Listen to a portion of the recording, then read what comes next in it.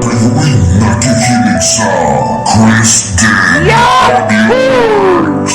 Malupit yan, DJ Chris Day. Madaling araw na naman, ilaw ng poste lang kausap. Tahimik ang buong paligid pero utak ko di mapatahimik. Ayaw pa rin umampat, kanina pa ako nakahiga pero di pa rin pumikit. Parang pelikulang paulit-ulit ang mga alaala sa isip. Lahat ng tanong na di ko masabi sa iba, dito ko lang nilalabas sa pagitan ng kisame. Tunan doon ako pinakawalang lakas. Bakit ba sa gabi doon bumabalik lahat ng sakit? Pag wala ng ingay sa mundo, puso ko naman ang maingay ulit. Hindi ako laseng pero lutang, hindi rin akong umiiyak pero mabigat. May mga bagay na tinatawanan ko sa umaga pero ngayong gabi ay kumakatok ng saksak. Sinasabing okay lang ako pero totoo bang okay? O marunong lang akong magsuot na maskara araw-araw para di mahalata ng kahit sino man sa paligid na sablay. Scrolling ng timeline, puro meme, puro tawa, puro bida. Pero sino ba talaga yung totoong masaya? At sino yung marunong lang magtago ng luha? Nagsasalita yung utak ko kahit walang kausap. At minsan sarili ko pa yung kalaban to kapag pagod na ako sa lahat. Naaalala ko yung mga pangarap na binuko noon. Simple lang makatulog ng mahimbing at magising na may direksyon. Pero ngayon gising ako sa madaling araw, kausap ang dilim.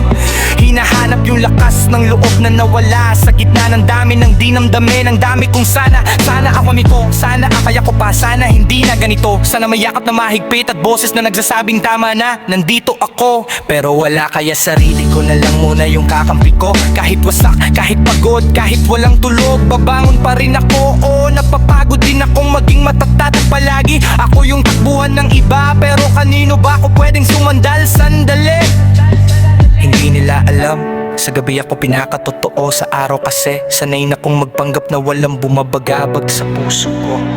3am pero parang di matatapos ang gabing ito. Parang ang bigat ng bawat segundo kapag walang nakakaintindi sa'yo. Pero kahit ganito, may boses na bulong sa'kin sa likod ng ingay na utak ko. Hoy, buhay ka pa. At malaking bagay yon, huwag mong kalimutan to. Kaya kahit gising pa ako hanggang sumikat ang araw, ipikit pa rin ako kahit saglit lang para sa panabagong laban. Pagbangon bukas ng umaga at kung hindi man ako makatulog ngayong gabi, ayos lang. Hindi naman kabawasan maging pagod, tao lang. At kung ikaw na nakikinig ay gising din sa ganitong oras, alam kong hindi aksidente na naririnig mo tong mga salitang dapat sana'y matagal mo man nang ilabas. Hindi ka nag-iisa kahit pakiramdam mo walang nakakakita. Minsan hindi tulog ang problema, puso talaga ang hindi payapa. Pero darating din yung araw na hindi na masakit isipin ang lahat. Yung tipong pipikit ka na lang at di mo na kailangang pilitin ang sarili mong maging matatag. Doon mo malalaman na kahit ilang beses kang nadapa sa dilim, may 3am na naging saksi kung paano ka hindi sumuko sa gitna ng ingay ng isip mo at hina ng dibdib.